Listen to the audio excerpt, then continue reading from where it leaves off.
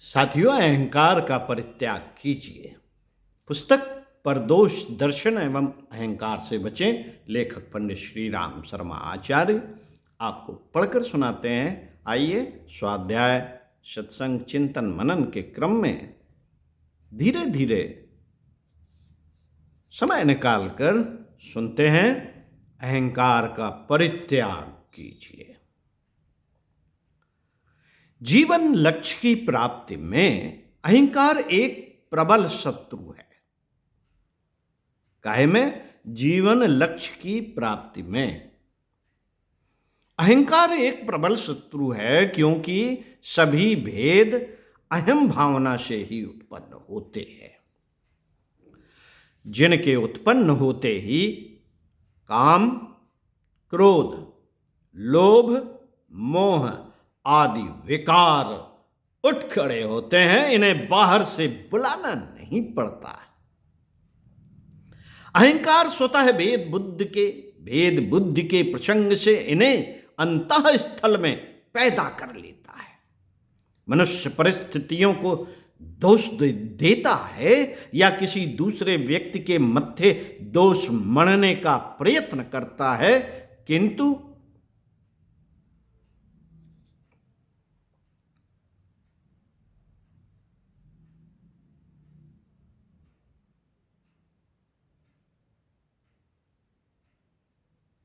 यदि दोष अपने अहंकार का है, जो अन्य विकारों की तरह आपको साधन भ्रष्ट बना देता है, अतः आप इसे ही मारने का प्रयत्न कीजिए।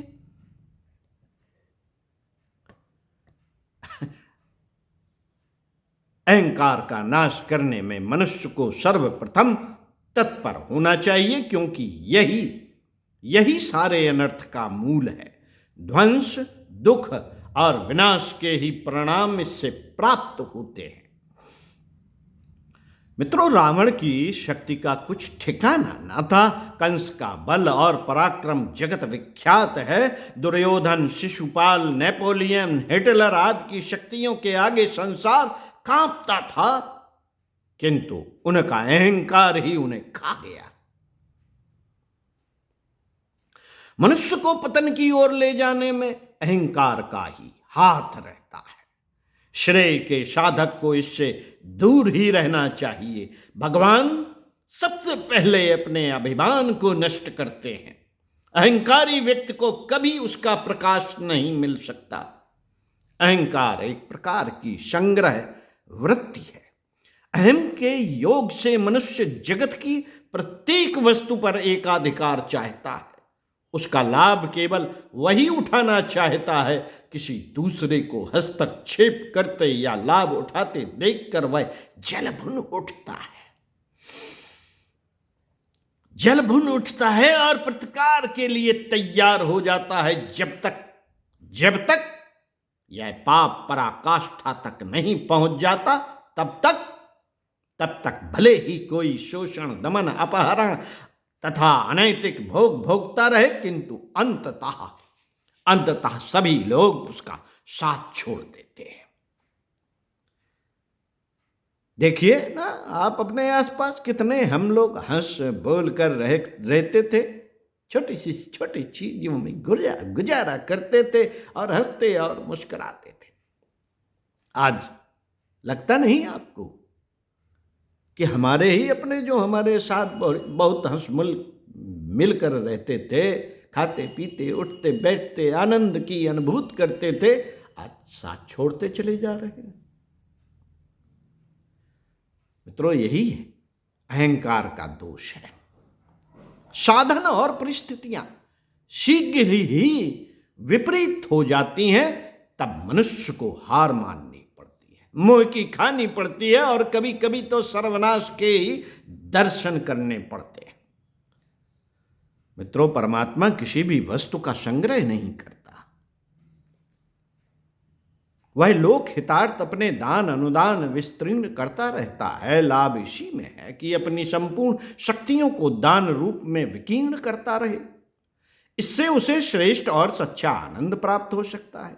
किंतु जब यह दान वृत्ति संकीर्ण होकर केवल अपने भोग तक ही सीमित हो जाती है तो उसे अनेक बाधाओं को नष्ट करने में शक्ति का प्रयोग करना पड़ता है। जहां तक संचय परोपकार के लिए किया जाता है वहां तक अहम भावना उचित है, पर उसे परपीड़ा से रहित होना चाहिए।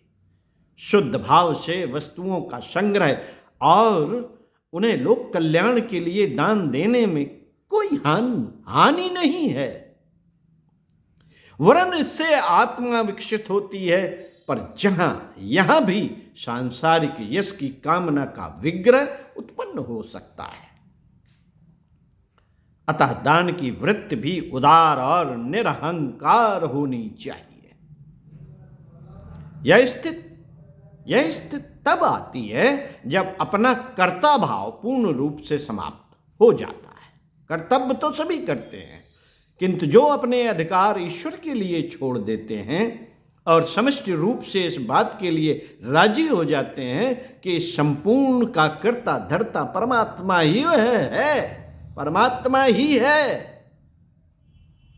उसी की शक्ति संकल्प और प्रेरणा से संसार की गतिविधियां चल रही हैं। मनुष्य तो निमित्त मात्र है, मशीन के एक छोटे से पुर्जे की तरह उसे चलते रहने में ही गौरव अनुभव करना चाहिए। यद्यपि मशीन में उस पुर्जे का भी उतना ही महत्व है, उस पुर्जे का भी उतना ही महत्व है। उसके बिना सारी मशीन तक ठप हो सकती है, किंतु उसका भी अस्तित्व तो आखिर उस मशीन में ही है और उस पुर्जे के सहयोग मात्र से है। यदि ऐसा न समझा जाए तो मनुष्य मात्र में जो प्रेम, सहयोग और मैत्री की भावना कायम है वह न रहे और मनुष्य अकेला दुख पाता रहे। संसार के 99% दुख अहम भावना के परित्याग के साथ ही मिट जाते हैं, क्योंकि तब स्वार्थ का भाव मिट जाता है। उस स्थिति में दुख पास नहीं आता। यह संसार ही स्वर्ग के समान सुखमय हो जाता है। फिर जीवात्मा का अपना अस्तित्व भी तो कुछ नहीं है। जिनके लिए वह अहंकार करे, दर्पण, जल या स्फटिक में जिस प्रकार सूर्य का प्रतिबिंब पड़ता है, जीव की चेतना भी उसी तरह परमात्मा का प्रतिबिंब मात्र है। मित्रों, देखने में स्वच्छ वस्तुओं पर पड़ने वाले प्रतिबिंब प्रकाश में भी वही विशेषताएं विद्यमान होती हैं जो सूर्य में, किंतु दर्शक यह जानते हैं कि प्रतिबिंब का अस्तित्व तभी तक है जब तक सूर्य है। सूर्य के न रहने पर प्रतिच्छाया भी समाप्त हो जाती है। उसी तरह मनुष्य के अंतःस्थल में भी परमात्मा प्रकाशित है। आप देख नहीं पाते, हम देख नहीं पाते। उसे आत्मशक्तियों के रूप में अपने भीतर अवस्थित समझना चाहिए,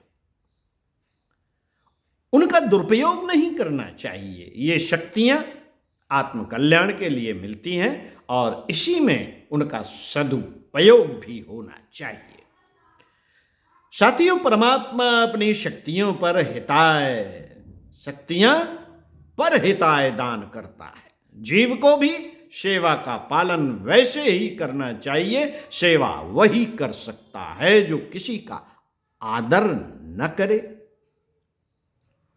जो किसी का अनादर न करे। जो किसी का अनादर ना करे, किसी को दुख ना पहुंचाए, किसी के प्रति बुरे विचार जिसके मन में नहीं होंगे, वही सेवा का सच्चा अधिकारी है। वही सेवा का सच्चा अधिकारी है। यह अधिकार जिसे मिल गया उसका अभिमान छूट गया। लोकोपकार ही उसके लिए इस संसार में शेष रह जाता है। उसे ही परमात्मा की सच्ची प्रेरणा मिलती है। इसके लिए यहां देना ही पड़ता है। इसके लिए यहां देना ही पड़ता है। अपनी सभी वस्तुएं दूसरों के लिए निछावर कर देनी पड़ती है। तब इस अहंकार की सर्वस्व दान में ही असीम सुख का बोध होता है। तब इस अहंकार को सर्वस्व दान में ही असीम सुख का बोध होता है। किंतु यदि अहंकार का स्वभाव केवल मात्र लेने का बन जाए और दान वृत्ति का अंत हो जाए तो निर्लोभता नहीं रहती। निर्लोभता नहीं रहती, वस्तुओं की लोलुपता बढ़ जाती है। इस जग में केवल रोना, झगड़ना और भय आदि ही दिखाई देने लगते हैं। दरिद्रता घेरती है और शाश्वत सुख से वंचित हो तब देने की अपेक्षा लेने की महत्ता मालूम पड़ती है कि लिया जाए, दिया ना जाए। ये दुष्प्रवृत्तियां जितनी ही प्रबल होती हैं साथियों, ये दुष्प्रवृत्तियां जितनी ही प्रबल होती हैं, ये बंधन उतने ही मजबूत होते हैं और जकड़ते चले जाते हैं। हम अहंकार का पुतला बन जाते हैं। ओम शांति। साथियों, स्वाध्याय, सत्संग, चिंतन, मनन करने योग्य हम अहंकारी हैं या निरंकारी, इस पर आत्मचिंतन जरूर किया जाए और अपने आपको सभी को देने योग्य बनाया जाए कि हम दे क्या सकते हैं। साथियों, लेते बहुत हैं हमें फ्री की लेने की आदत पड़ गई है। हम गिफ्ट ले लेते हैं और हम वायु से निःशुल्क वायु ले लेते हैं, प्राण वायु ले लेते हैं, हम सूर्य के ताप को ले लेते हैं, सूर्य की रश्मियों का लाभ ले लेते हैं। हम पानी से, स्वच्छ पानी से, गंगा जल से अपनी को पवित्र कर लेते हैं। निःशुल्क है, बहुत सारी चीजें निःशुल्क हमें मिलती हैं और हम उन्हें वापस नहीं करना चाहते।